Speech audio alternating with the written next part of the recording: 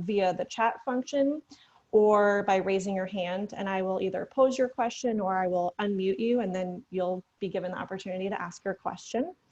Also, this event is being recorded and it will be available on our website next week. And it is a marketing resource for you to have and to share as you promote Massachusetts as a place to do business, particularly Western Massachusetts. And also, as I mentioned earlier, this event is part of a series. So stay tuned for the remaining 3 regional spotlights that we'll have in 2021. Still to be determined if that will be virtual or in person. And last but not least, we want to thank our regional host partners. So thank you so much to the Western Mass EDC, to Tighe and Bond, and also to One Berkshire. And now I will toss it over to MassEcon's Executive Director, Pete Aber, and he has a short presentation for us today before we get the panelist roundtable discussion going. Great, thank you, Annie, and thank you everybody for attending this morning. We're delighted to have you. A quick look at the agenda here.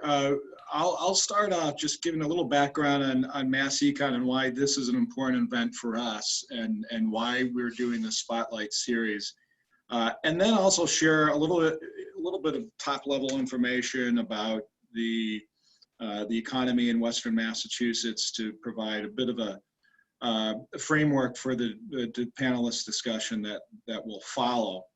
And then, as Andy suggested, we'll do Q&A towards the last half hour, 40 minutes of the program. And then at the very close, we just have a preview, one event that we have coming up. So jumping right in, a little bit about MassEcon. We are a 501c6 membership organization, a 501c3 charitable organization. We're a statewide economic development organization. We're a full partner with the state agencies as they work to grow the economy here in Massachusetts. Our job is we're an advocate for Massachusetts. We champion Massachusetts as the best place to start, grow, and locate a business. What we do, we are involved in marketing. That's really one of the reasons, one of the central reasons for this event. We're involved in marketing Massachusetts beyond its borders. We provide statewide location services, working in concert with the state, our state partners, to help businesses find locations in Massachusetts. We are the purveyor of a great deal of business intelligence, labor market intelligence, and so forth that we can provide in support of all this activity. We have a terrific membership. We dip into our membership all the time for expertise to help us with these site location decisions that companies make. And we have recognition events that really are focused on recognizing great behavior of companies in Massachusetts and growing or locating to Massachusetts. A little bit about our marketing and what brings us together today is we're in the pre-pandemic period. We're very active in terms of attending different trade shows around the country, and we focused on industries in which Massachusetts had a competitive advantage. And so we went to events where that made sense for Massachusetts. And we particularly, with a limited marketing budget that we do have, we're very focused on the site selection advisory community nationally and globally. And so these are organizations that work on behalf of companies and helping them find sites that meet their requirements around the world. And so we especially are focused on that, limited universe to reach a lot of different site selection opportunities.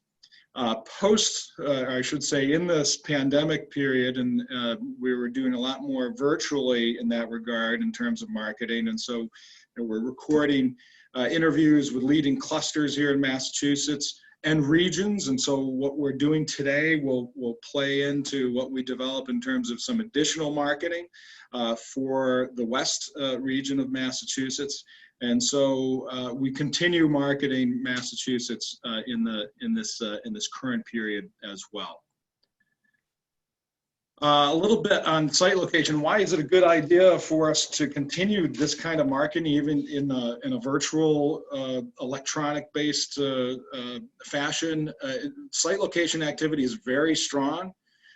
Despite the pandemic, we're working on a lot of projects currently, again, in concert with our friends in state government and state agencies. It's a terrific state team out there. And just a glance at what we're doing in 2020, we're currently working on 41, I should say we have worked on 41 site location projects in Massachusetts. 32% from out of state, 12% are international, outside of the country, considering Massachusetts as an opportunity. And in 41 projects, over 3 million square feet sought, 4,000 jobs in play. And so a couple of these have landed as wins for Massachusetts, and that's great. We have 26 active right now. So this is as much activity as we have ever seen in site selection. So it's no time for us not to be focused on marketing Massachusetts still in this period. And so again, this spotlight is really to help us fashion, how we talk about Western Massachusetts as an advantaged location to do business. We want to make sure that every region of the state has opportunities with these site selection projects. So, it's sort of the central question, what should we be telling the world about doing business in Massachusetts? And so, again, to sort of set the stage for the discussion that Dana Huff is going to help moderate and lead, we looked at the existing information and guidance out there from the regions, and it's really great work in terms of the SED program and the area economic development plans in place. So the Berkshire Blueprint 2.0, published just last year, focused on some key industries: advanced manufacturing showing growth, the creative economy, hospitality, and tourism. Now, we know that hospitality and tourism, especially right now, are being hard hit in this pandemic. And it's regional, it's statewide, it's nationwide, it's worldwide. And we know that that is a tough part of the economy right now. But Mount Greylock will be here in a year's time, post-pandemic. The Connecticut River will be here. It really significant destinations like Tanglewood, like the Basketball Hall of Fame, they're not going anywhere. And so in the post-pandemic world, these assets will still be in place. Not all of them. We know there's going to be some loss there, and it's regrettable, but a lot of these assets will still be in place. And so, these strengths that we see now on a regional basis, for the most part, should exist in the post pandemic world. So a little closer look at the Berkshires. Advanced manufacturing, as noted, growing. And so what we're looking at here, this graph is the concentration of these industries in these regions and in Western Massachusetts. So anything over 1 in terms of a location quotient, as is presented here, anything over 1 means you have a bigger concentration of that industry in your region than you would expect given your population. And so when you see a 6 location quotient, industry concentration for machinery manufacturing, that's 6 times the number of employees that you would expect given the number of the residents in the region.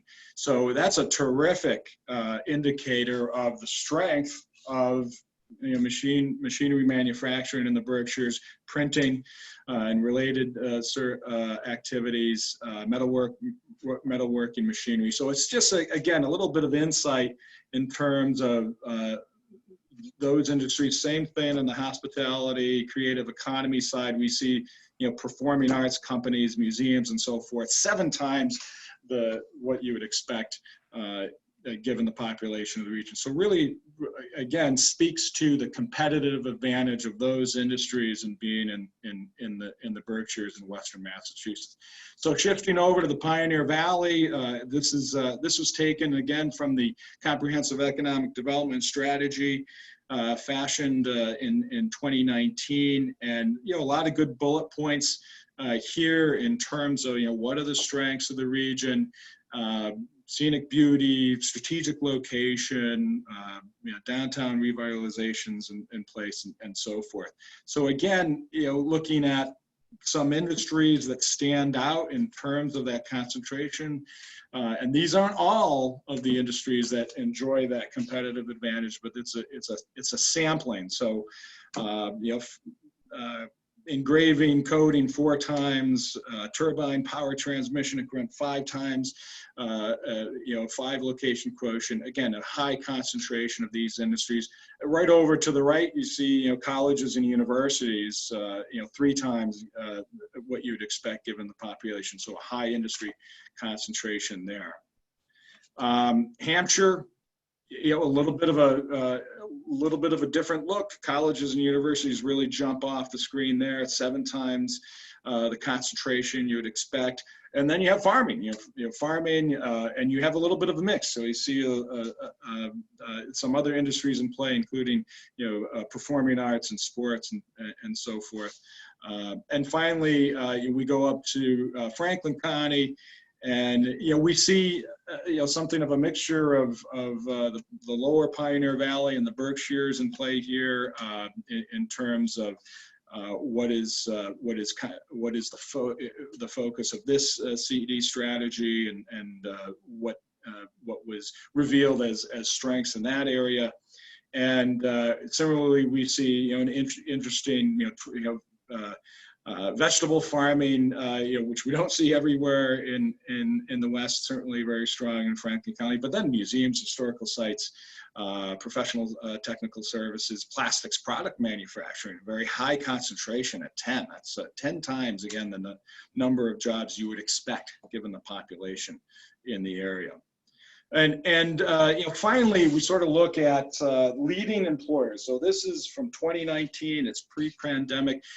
Selected leading employers by job listings in 2019, and really what we saw in those prior slides in terms of strong industries in the Western region, we see at play here everything from the more resorts, hospitality, tourism assets like MGM and Six Flags and Canyon Ranch and so forth. And you have manufacturing like Stanley Black & Decker and American Outdoor Brands and so forth. So really you do see in the actual numbers in terms of the job listings out there from these different employers, you saw these high concentration industries reflected in these numbers. So there was very good work already been done in terms of really understanding what industries are doing well in the region.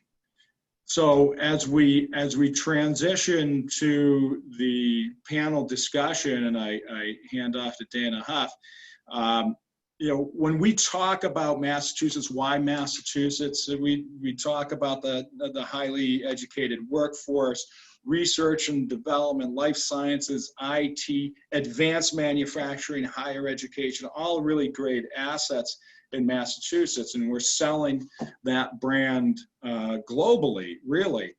But again, the subject for this discussion is why Western Massachusetts, and we know that the regions, there are nuance differences between one region and the next.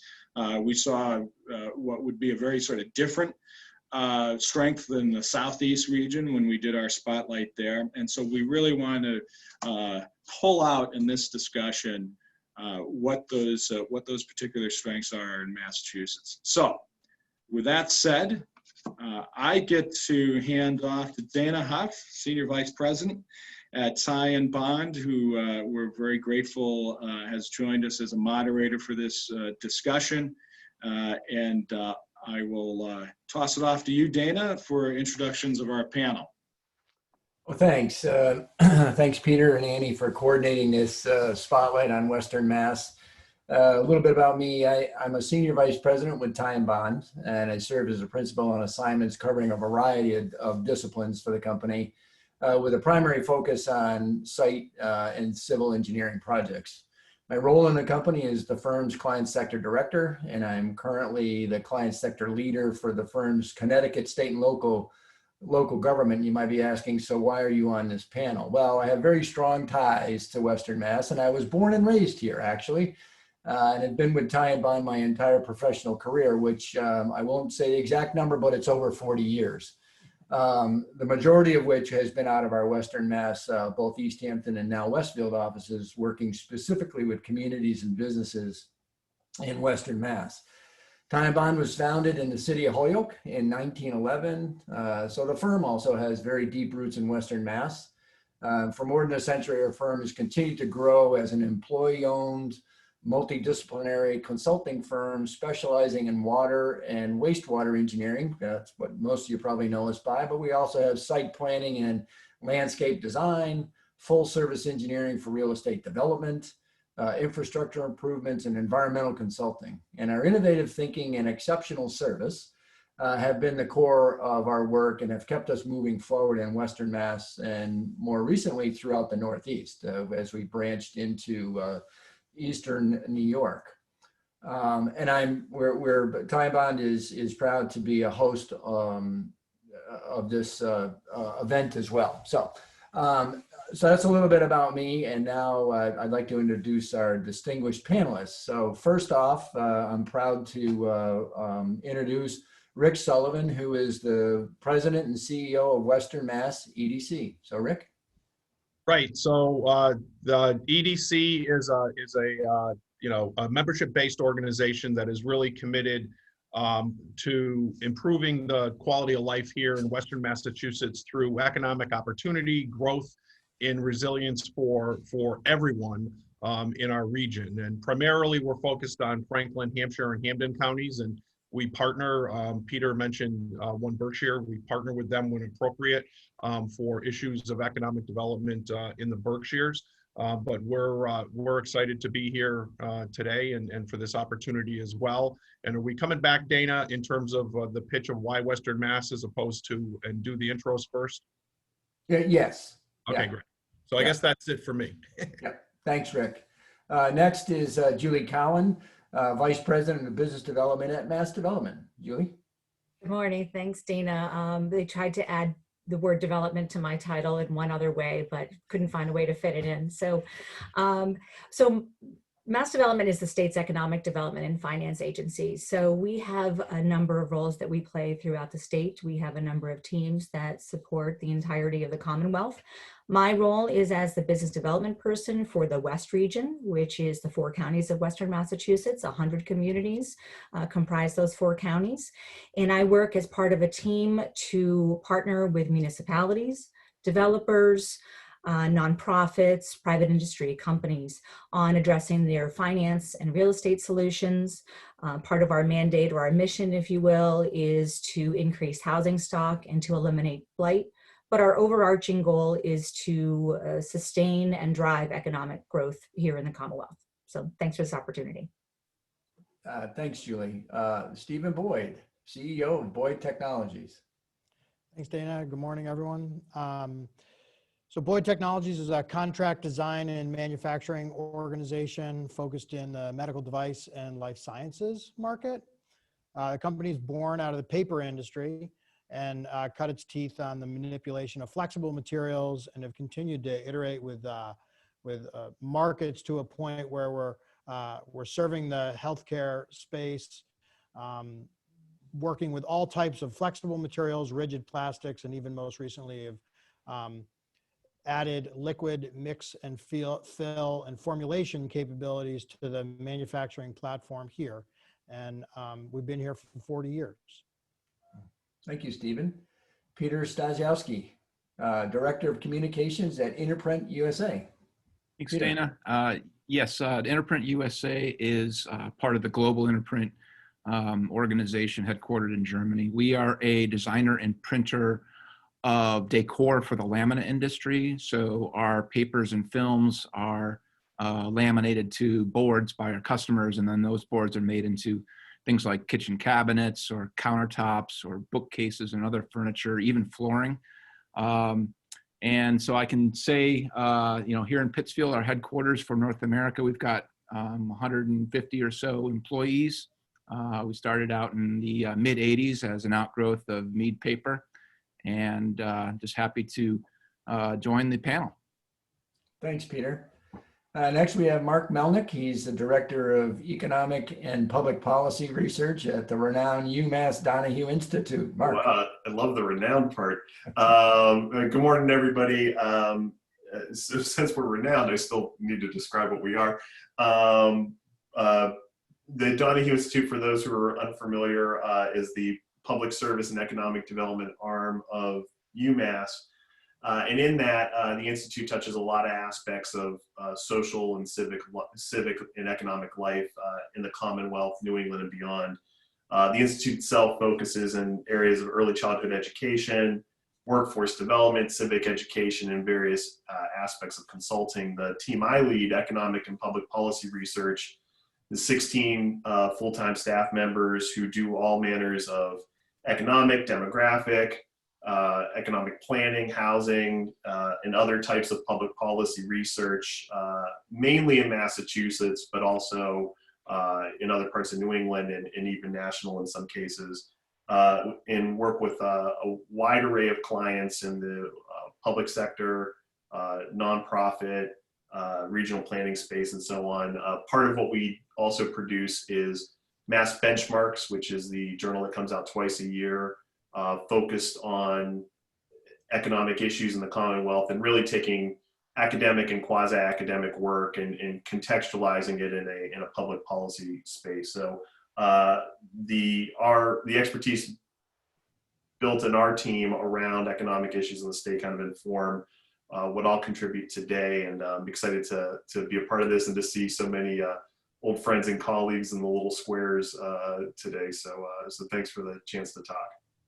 Thanks, Mark. And last but certainly not least is Luke Cardin. He's the Vice President of Operations at Smith & Wesson. You're muted, Luke. There you go. Thank you, Dana. Good morning, everybody.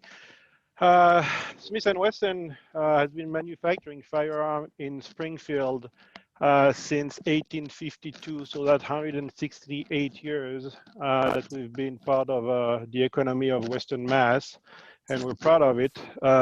We have 1,800 employees in Springfield, operating a 500,000 square foot facility. Me personally, I was born and raised in the French Alps. I lived also in Canada and China, and for the last 31 years, I've chosen Western Mass to live. So there's definitely something to be said about Western Massachusetts being attractive for business and executive. Happy to be here. Thank you. Thank you, Luke. So I'm really happy to see that we have such a diverse group of panelists here, and I'm going to lay out the first question here. And what I'd like to do is go through the question, and I'm going to start off with more of the developing planning side and then get into the businesses. So I'm going to have Rick, Julie, and Mark talk in that order about the question first, and then I'll have Peter, Stephen, and Luke answer it from the business perspective. So the first question is, what do we tell the world about the competitive advantages of locating a business in Western Massachusetts? So with that, Rick, what's your response? Well, my response is I'm going to bottle Luke and use him as the advertisement, because that's exactly what we have here in Western Massachusetts. We have certainly a cost of doing business that is less expensive than the eastern part of the state, but also with the other parts of the region that companies might be looking at to either grow in or expand in. So whether you're looking at, taxes or business costs or even power, there was a study just out today that, we're significantly cheaper than Boston and Connecticut. But when you look at like even municipal gas and electrics, we can give you a much more competitive. So from a cost of doing business, I think we can be extremely competitive there. And then probably one of the biggest calling cards we have is actually that quality of life that I think, you know, Luke kind of referenced there. And a quality of life that, to be honest, is actually becoming more prevalent and more sought after in these times of COVID. We are obviously less dense. We have a real focus as a region on outdoor recreational opportunities and love of nature and the environment. You know, Peter kind of referenced through the SEDS a little bit of a surprise with regards to farming being an important part of our economy out here. Well, you know, food security and insecurity and being close to your food sources and farm shares, that's kind of all been built into the, you know, really the psyche and the way we do business here and live in Western Massachusetts, having those connections. And back in my days as Secretary of Environmental Affairs with Governor Patrick, Massachusetts was actually one of the only states that saw an increase in farming. And it's all relatively small family farms, but that's the reason. It all goes back to that quality of life. So, you know, when you package cost of doing business and quality of life, it's an attractive package. And then, you know, really what most companies are looking for today, and you know, Peter can bear this out, the first question we get is, do you have the labor? Do you have the workforce? Do you have the talent? Well, in Western Massachusetts, we have a world-class collection of colleges and universities.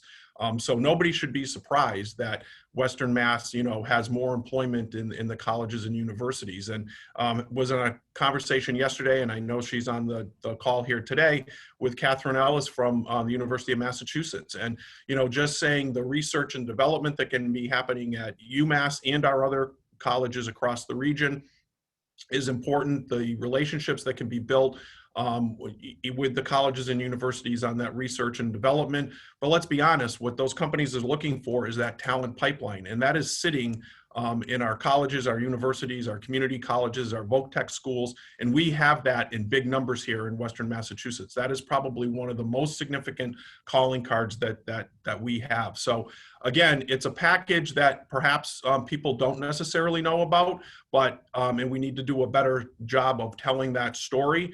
But those numbers in that SEDS is who we are here in Western Massachusetts. And you know, it's a great story and a great package and an attractive package. And I think coming out of COVID, going to be even a much more attractive package. Thanks, Rick. Julie? Okay, so who gets the unlucky task of going after Rick Sullivan? So that's me. Okay, so what can I do? I can expand on what Rick said. I'm an example. I'm like Luke. I wasn't born in Western Massachusetts. I moved to Northampton 25 years ago from Boston. And as a high school student, when I was looking at my choice for college, I left Cape Cod, where I was born and raised, very early on a November morning, and I thought I was driving to the end of the earth. That was Mount Holyoke. And it was a fateful day. It was full of girls and it was raining. And I said, there's no way I could ever live this far from the water. Well, times change. As an adult, I looked at Western Massachusetts and said, this is a really great place to live. You know, great quality of life. You know, for me, it isn't just about the career option. It's about feeling a sense of connection to the community. And I think our nonprofit community is one that we don't talk about enough, and how that's a way for employers to not just attract, but to retain their employees, especially in this age. COVID, heightened sense of social awareness and people wanting to be have impact on their communities. That's Western Massachusetts. That's kind of the way we are. Locavore is something that probably the New York Times or Gourmet Magazine came up with, but that's just how people are, and understanding where your food is coming from. You know, a tragedy in the Pioneer Valley is when you're not able to get the farm share of your choice. You know, I'm being, you know, facetious in part, but really it's that understanding where your food is coming from is really important. The creative economy and the higher ed, not just higher ed, but our community colleges are very responsive to our employers. I'll use an example, GCC, Greenfield Community College, and Franklin County Tech were very responsive to the manufacturers in the Upper Pioneer Valley, and they adjusted their educational offerings. So we've got a real, we don't have the population numbers that we have elsewhere in the state, but the benefit of that is a nimbleness in adjusting to the needs of our communities and adjusting the programming that's offered. So those are the things that I would add to what Rick said. Thanks, Julie. And Mark? Well, now the difficulty of going third, so many of the things you would have said are now said, but I can underscore some of it. So, you know, in talking about what some of the competitive advantages are for Western Mass, I think Rick and Julie touched on so many of them already, where, you know, Western Mass and the quality of life that's available to residents there. There's, you know, the cultural and natural amenities for the region. Our research has shown in other places where the businesses have felt drawn to the region specifically to the low cost of housing and the lower costs of labor relative to other parts of Massachusetts. And, you know, housing prices in Massachusetts generally are high, but in Western Massachusetts, they're lower, and they have not been rising as quickly as some other parts of the state, particularly in the eastern part of the state. And I think Pete asked me to do this in particular because I'm Boston based and lived in Boston for 12 years and then just recently moved into Natick. So I'm slowly making my way to Western Mass. But the, you know, the cost of housing in the East versus the West, you know, so there is a huge quality of life concern as you think about the eastern part of the state, and that's less of an issue in the West. I think one thing that hasn't been mentioned yet, that has come up in some of the work we've done before, is the highway access for Western Mass. And I think Rick maybe touched on it lightly a little bit, but you know, we've done work before where we, you know, especially when you're talking about some of the manufacturing firms and their ability to move product, you know, east to west, east and west, and north to south, and those interchanges between 90 and 91. So that is a clear competitive advantage, especially for the mix of industries that we're talking about for Western Mass. And I think, as Pete already touched on a little bit at the top, there is a unique mix of industries in the region. One that, you know, clearly is taking advantage of some of those amenities that are already there for doing business.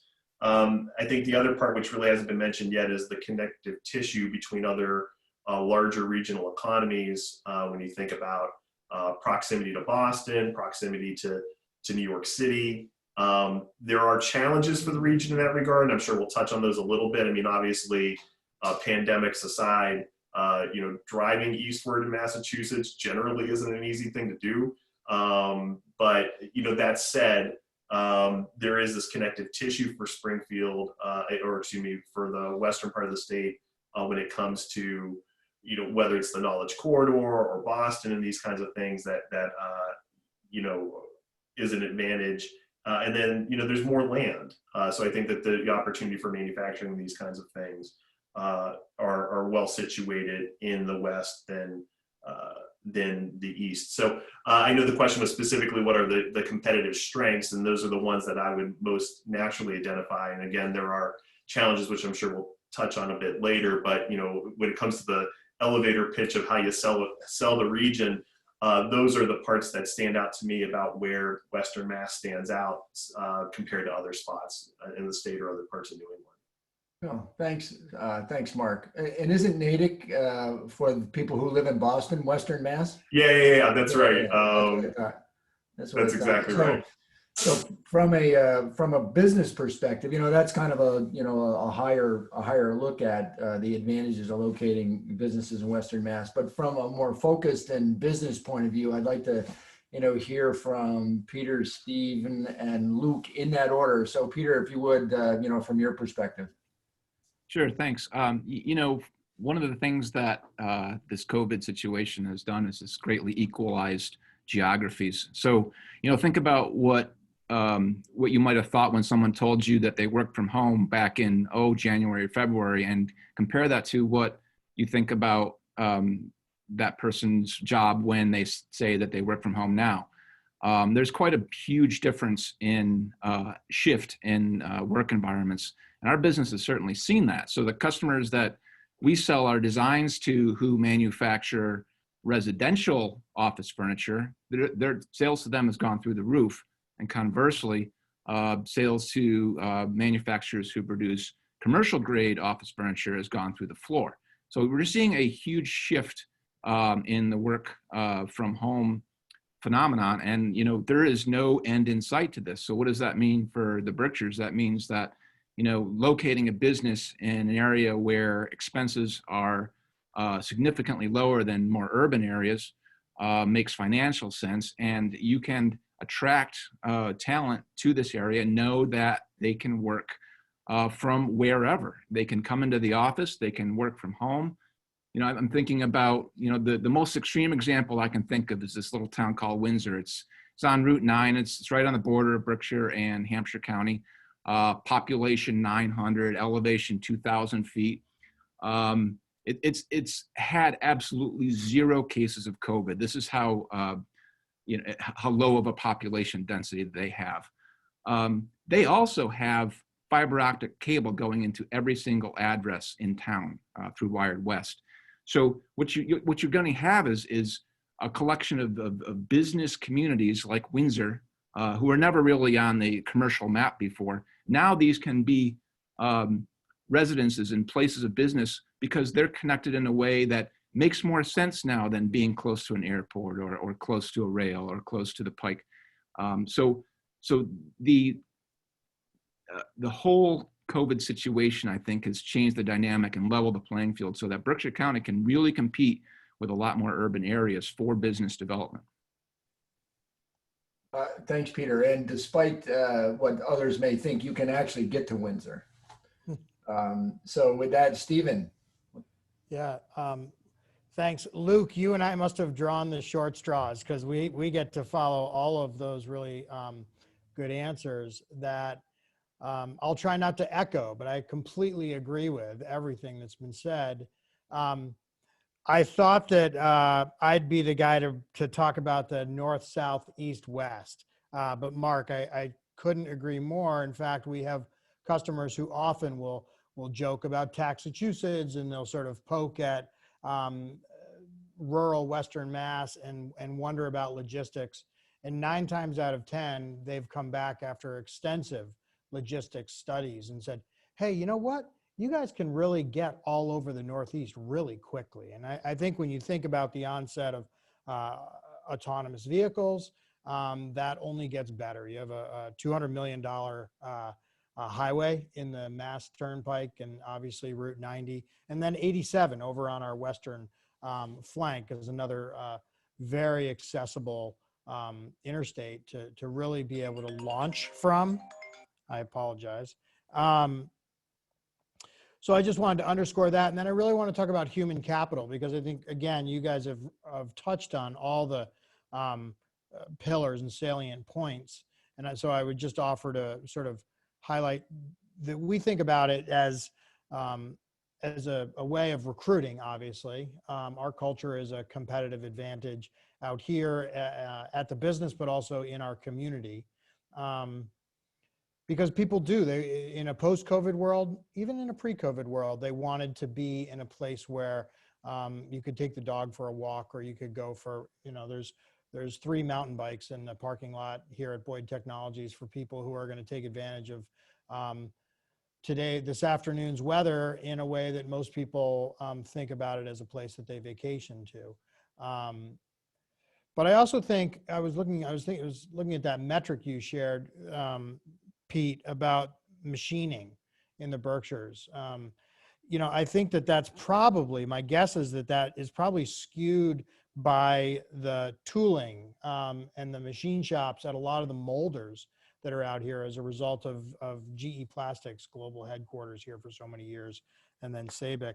And those businesses are connected to, while they're doing machining, they're also connected to healthcare and aerospace and consumer products and that broader economy, electronics and technology. And so what you end up having, they say it takes a village. I think Western Mass really has villages where People as individuals can feel connected to their neighbors. But we've also seen as a business the ability to quote projects where we need subject matter expertise that we may not be justified in having as a full-time employee, but that we can bring on for specific projects for the lift because they're here and they're connected and into niche markets, and they have deep experience that allows us to really flex and be competitive at an international level when we need to. So those are some of the things that I would offer. All right, thanks, Stephen. So Luke, bring us back to the Pioneer Valley here with Smith & Wesson. Well, for us, obviously being in Western Mass in the Pioneer Valley, you're close to some of the largest market in the United States. The entire East Coast, obviously a huge market, and you have easy access to them without the inconvenience of being located in those markets. We have a lower cost structure probably than those markets. This morning I got in my car and Siri said it's going to take 21 minutes to go to work. Traffic is light. When I worked in New Jersey, Siri said, I don't know how long it's going to take you to go to work. So we have that quality of life. We have a state that is very pro-business, a lot more today than used to be in the year past. We a few years ago, we moved an operation from New Hampshire to Springfield and received $6 million in grant from EDIC. The city of Springfield helped us. It is very encouraging for us. We talked about the quality of the labor. Obviously, everybody talked about all the colleges, and we have no issue recruiting graduate. But the vocational school provide us with the trade we need to run our business. So, in short, it's a great location. I've worked in very different places, and we have space. We have pool of employees. We have a diverse population. We have people who stay here. We have generation of employees here. We have people who have a grandfather, a father, and son who will work here, and that knowledge and passed from generation to generation. What else that people have not said? There's a great pool of supplier and subcontractor. I think we talked about it. Really easy to find all kind of trade, all kind of electrician, consultant, and really the trade and the advanced knowledge is readily available to us without going to get somebody on the West Coast or bring them here. I think for now, that's what I would say, that we find the advantage of being here. Thank you, Luke. So the next question I have for everyone, and again, I'm going to break this down into two groups, but I'm going to mix up the order so Julie doesn't have to follow Rick this time, is what made Western Mass strong in the past, and what do you see in the next 5 and 10 year horizon? So I'm going to start with Julie.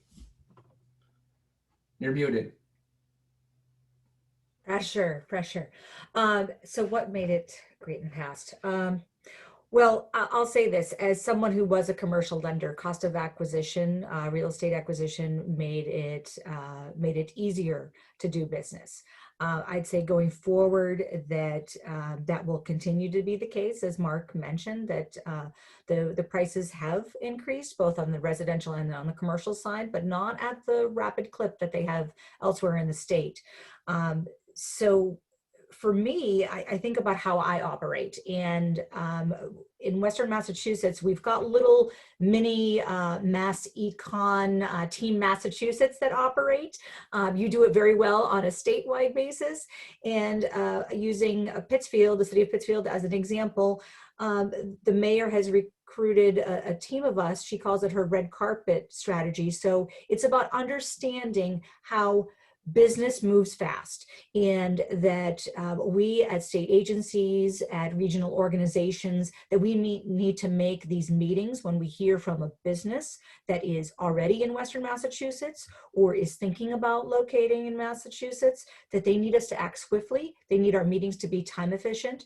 And so I see several of my working partners in the gallery, Deb Boronsky of Mass Office of Business Development, and I know Rick Sullivan does that on a regular basis. So how we can enhance it is by working collaboratively, and also that just making those connections that we all know one another. And so Steve, is right that sometimes you have a business need, but you can't make the fiscal case for it just yet by investing in a full-time employee, but you reach out to your neighbors, you reach out to your partners in the industry, and you share intel, or you engage with someone on a contract basis. So I think we've been doing that well, and I think we'll do that increasingly well going forward. Thanks, Julie. Mark, you're muted. Of course, someone is going to have to do that eventually. I think what's made it strong in the past, we've already touched on in a lot of ways. I mean, everything that we talked about is the strengths of the region were the things that made it strong in the past. I think when we think a bit about what the future looks like, there are these elements that are still quite murky. I mean, we've anecdotally talked a lot about COVID and what it's going to mean for density and how people think about place, both in terms of where they live, but also in terms of where they work, and how those cultural shifts, how deeply those cultural shifts are experienced. And I think these are opportunities where a place like Western Mass can be primed to grow and thrive in an environment where we've broken down our walls a little bit more about what is place, right? And so even from my perspective, I was somebody who liked to work from home, but not for 6 straight months. But the ways in which we've dealt in our environment on our team was like, we have Zoom open all day long, and people have pop-in Zoom calls as a way of trying to fake the old ways of being near each other again. So I feel like there's been this fast uptake about how much telework can happen. And I think, when you think about a place like Western Mass, I think place will always matter, but can Western Mass be like, oh, well, we're not that far from Boston and we have all these amenities, so you can go there once a week or you can go there once a month, but we can do most of this online. So I think that those kinds of things are where the region's poised. And I think from a policy perspective, and Julie touches on this a bit, is the intentionality of making sure that the investments that we're making are forward thinking about how a region evolves. So for example, in Central and Western Mass, the expansion of 5G and having better high-speed internet access. I know that there's been a lot done in the region recently, but those are going to be critical things if we're thinking about connectivity to some of these other industries.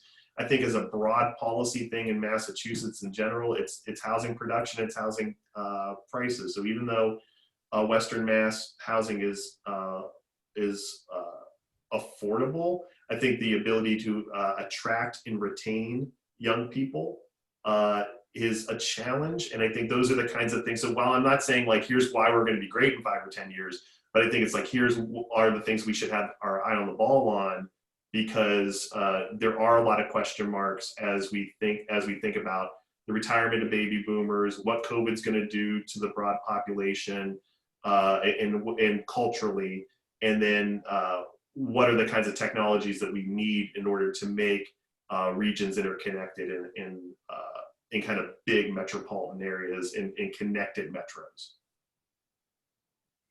Thanks, Mark. And Rick. So let me kind of pick up on 3 things, I think. One is Julie mentioned the partnerships and the willingness to collaborate. And I think part of that is, because we're Western Massachusetts and we feel like we're smaller than the other parts of the state, we have a history of working together. And I think that's going to work well for us, whether it's in business development. So, the abilities to, call Mike Vitavelli from, Eversource and say, look, this casino project project over here is really, really important. And it's a difficult project for Eversource to make happen. We understand that, but you know, they come to the table and they make that happen because you know what, it's everybody is kind of all in this together. And there's a different, you know, with somebody that spent 7 years down the other end of the state, there's a different mentality and a different working relationship out here in Western Massachusetts. Everybody truly is just a phone call away to help each other out. And you're seeing that in probably one of our stronger suits, which is in education. So the colleges and the universities have gotten together with the Voc Tech schools, and you know they've gotten together and they all have articulation agreements to be able to move through more inexpensively and get a 2 or a 4-year degree. But they're also working together with industry to create curriculum. So whether you're Gulfstream in Westfield and you work with the Voc Tech School and Westfield State University to create an aviation curriculum that is now graduating students right into the field of aviation for jobs that are at Gulfstream that pay, you know, on average around $70,000 a year. I mean, that's a real, more than just a living wage. That's a comfortable wage here in Western Massachusetts. So, you know, and Smith & Wesson has been doing it for years with STCC and Putnam, creating direct pathways. And you're seeing other colleges and universities